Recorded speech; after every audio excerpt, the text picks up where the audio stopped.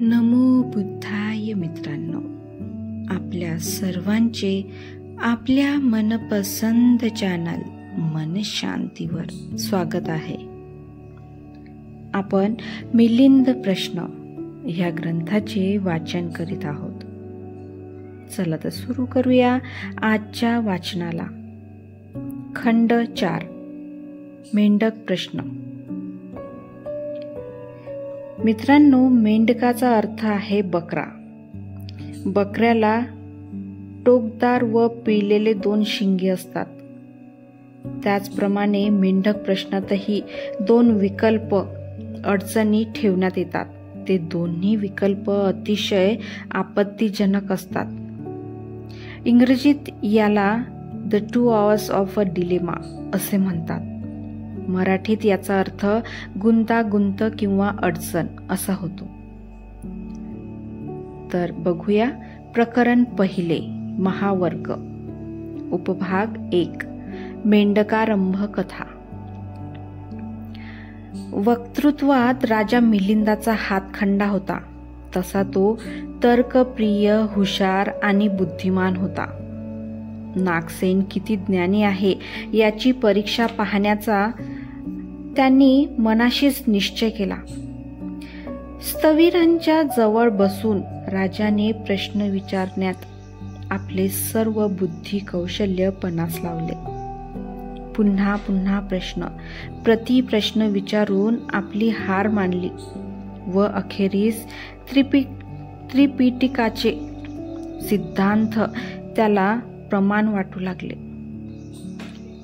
रात्रीचा समय होता. जिकडे तिकडे नीरव शांतता पसरली होती.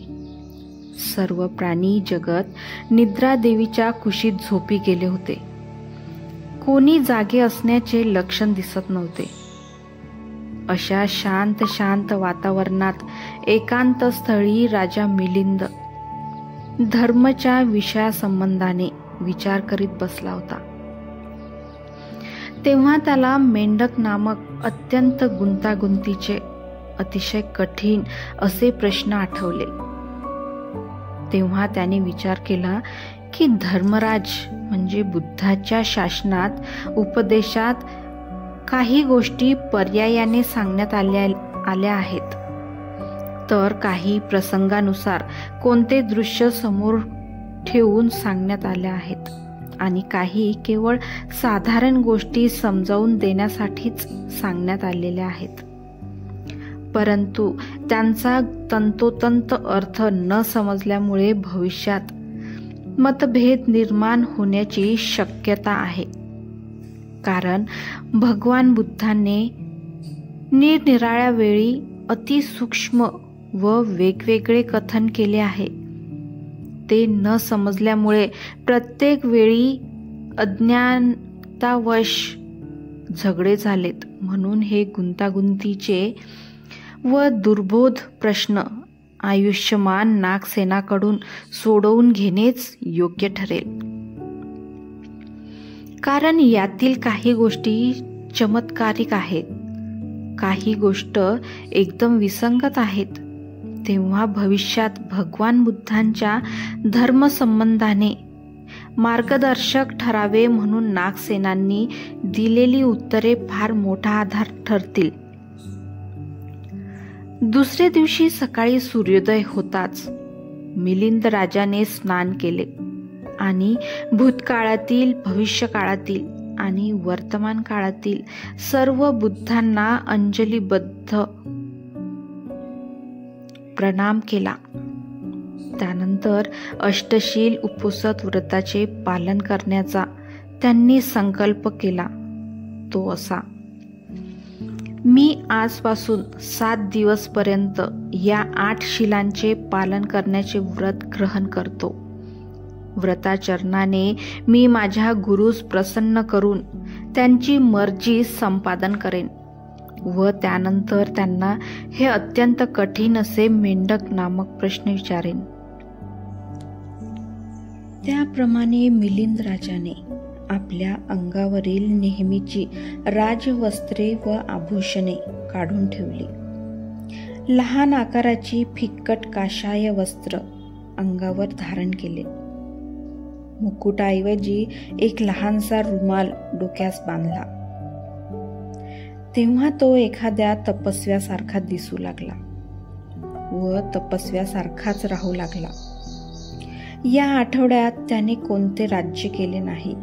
न्यायालयात देखील कोणत्याही बाबींचा निर्णय घेतला नाही. कोणत्याही प्रकारची लालसा, द्वेषजनक विचार किंवा भ्रामक कल्पनांना तर आपल्या मनात मुळीच थारा दिला नाही.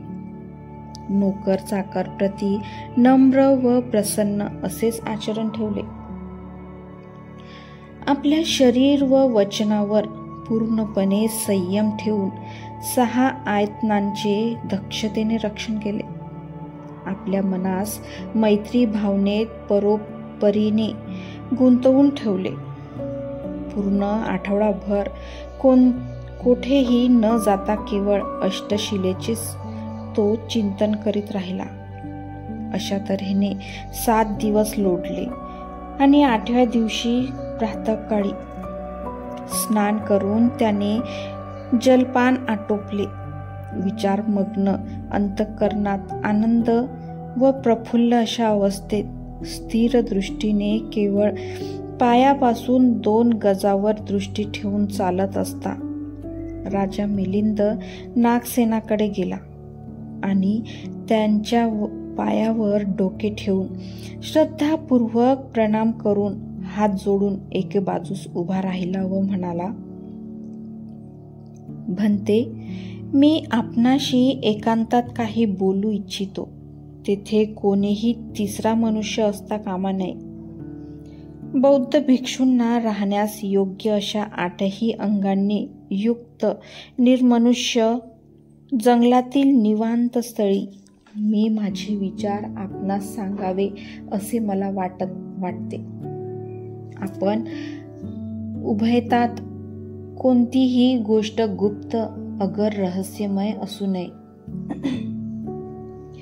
भंते गंभीर स्वरूपाची सल्लामसलत चालत असता जे रहस्य उघड केले जाते ते ऐकण्या इतका मी पात्र झालो आहे असे मला वाटते. आपल्या मनातील भाव उपमेच्या आधाराने देखील स्पष्ट करता येतात. भंते, ज्याप्रमाणे या धरणीवर विश्वास ठेवून आरोग्यवान धन दौलत तीच मध्ये पुरून सुरक्षित ठेवली जाते, तद्वतच मी सुद्धा आपणाकडून अत्यंत गंभीर स्वरूपाचे रहस्य ऐकून ते सुरक्षित ठेवण्यास पात्र आहे. यात मुळीच शंका नसावी. राजा मिलिंद आणि त्यांचे गुरु नागसेन हे दोघेही ठरल्याप्रमाणे अशाच एका शांत ठिकाणी पोहोचले.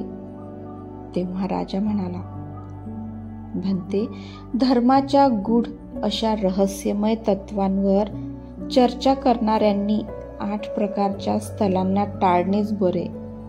या 8 ठिकाणी कोणताही बुद्धिमान मनुष्य अशा धर्मचर्चा करणार नाही, कारण चर्चा करून सुद्धा काहीच निर्णय लागत नाही आणि मुद्दा तसाच पडून राहतो.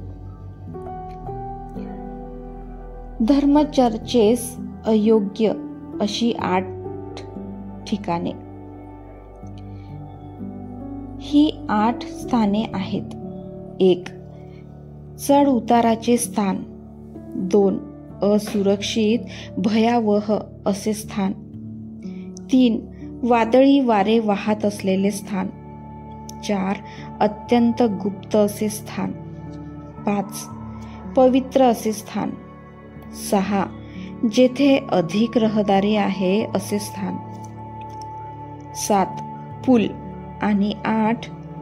घाट. स्थवीर म्हणाले, "महाराज, या स्थळावरील दोष कोणते की जेणेकरून ही स्थाने त्याज्य मानावी?" राजा म्हणाला, "भंते, चढ उतार असलेल्या स्थानावर मन लागत नाही. त्यामुळे चर्चा विस्कटल्या जाऊन कोणताच निष्कर्ष निघत नाही. असुरक्षित भयावह ठिकाणी काळजीने चित्ताची तारांबळ उडत असते. त्यामुळे चर्चेत मन लागत नाही. अधिक वादळी वारे वाहत असलेल्या ठिकाणी परस्परांचे शब्द नीट ऐकू येत नाहीत. अत्यंत गुप्त अशा स्थानी चर्चा करीत असता कोणी दुसरा ती लपून ऐकण्याची शक्यता आहे. पवित्र देवस्थानी चर्चेचा विषय विनाकारण गंभीर होण्याची शक्यता असते. अधिक रहदारी असलेल्या रस्त्यावर चर्चेचे स्वरूप उद्धटपणाचे होण्याची शक्यता असते. पुलावर बसून चर्चा करीत असता त्यात चंचलता येऊन संभाषण उथळ होण्याची शक्यता असते आणि सार्वजनिक घाटावरील चर्चा सर्वस्वी जाहीर होतात. यासाठीच असे म्हटले आहे की धार्मिक विषयांवर सल्लामसलत करण्याकरिता 8 स्थाने त्याज्य मानली पाहिजेत. मित्रांनो, आजचे वाचन आज आपण इथेच थांबवूया. धन्यवाद.